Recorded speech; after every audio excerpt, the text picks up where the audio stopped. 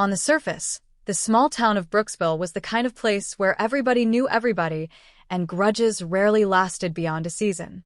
But for Daniel Harper, a quiet 34-year-old who ran the town's only independent coffee shop, there was one man whose presence turned even the warmest morning bitter: Richard Lawson.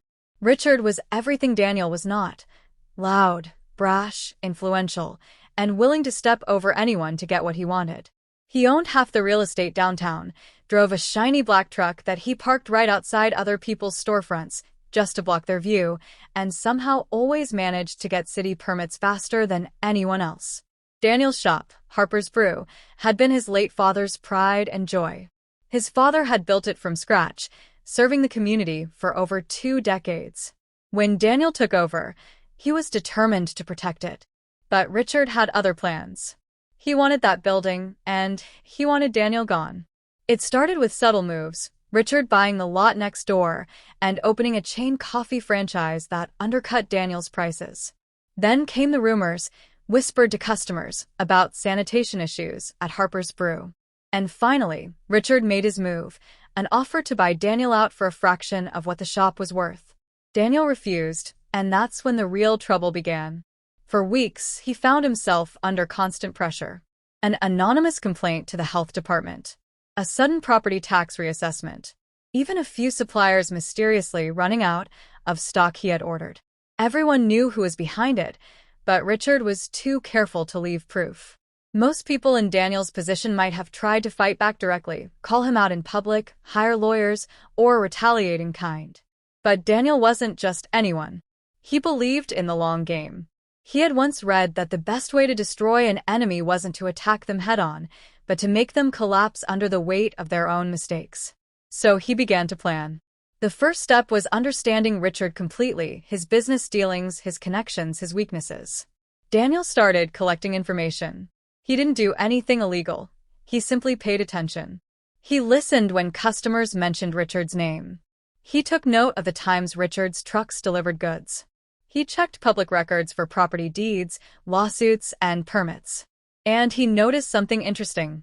Richard was overextended. In his eagerness to dominate the market, Richard had taken on too many projects at once: 3 new commercial buildings under construction, a stake in a restaurant chain that was struggling, and some risky real estate flips in another county. Daniel realized that if the right domino fell, Richard's entire empire could teeter. He started subtly influencing the local conversation.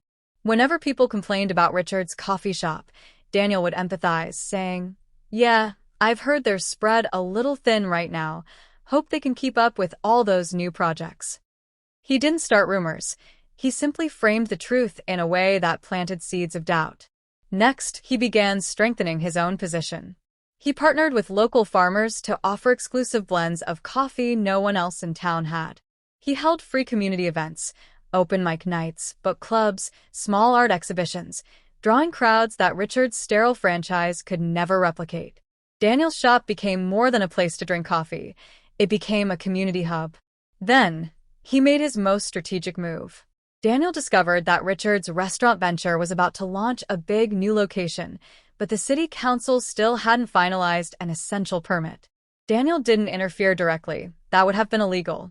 Instead, he organized a public meeting through the local Chamber of Commerce to discuss downtown revitalization and fair business practices.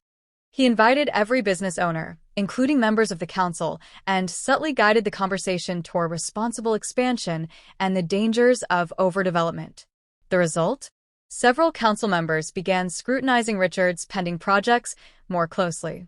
The permit was delayed, not canceled, just delayed, but the timing couldn't have been worse for Richard. Construction costs rose. Investors grew impatient. And while Richard was scrambling to salvage his restaurant opening, Daniel's coffee shop was enjoying record sales thanks to the goodwill he had built in the community. The final blow came from an unexpected source. One of Richard's own partners, tired of the chaos and poor management, decided to sell his share of a key property. Daniel, with the quiet support of 2 friends he had helped in the past, pooled resources to buy that share. Overnight, Daniel became co-owner of a building that housed one of Richard's most profitable tenants. Richard didn't see it coming until the papers were signed. And by then, it was too late. He had to renegotiate leases under terms that favored Daniel, and the loss of revenue pushed him to scale back his expansion plans. Within a year, Richard's franchise coffee shop shut down, his restaurant project folded, and he sold off several properties just to stay afloat. Daniel never raised his voice. He never threatened. He never broke the law. He simply positioned himself so that when Richard's own greed and overreach caught up with him, the fall was inevitable. And the best part? The town didn't see Daniel as the man who destroyed Richard Lawson. They saw him as the man who saved a piece of Brooksville's soul, a quiet, steady figure who had protected his father's legacy without throwing a single punch. As Daniel locked up Harper's brew one evening, the golden light of sunset spilling through the front windows, he thought about the months of careful maneuvering, patience, and self-control it had taken. He realized that the greatest victories weren't the loud, dramatic ones.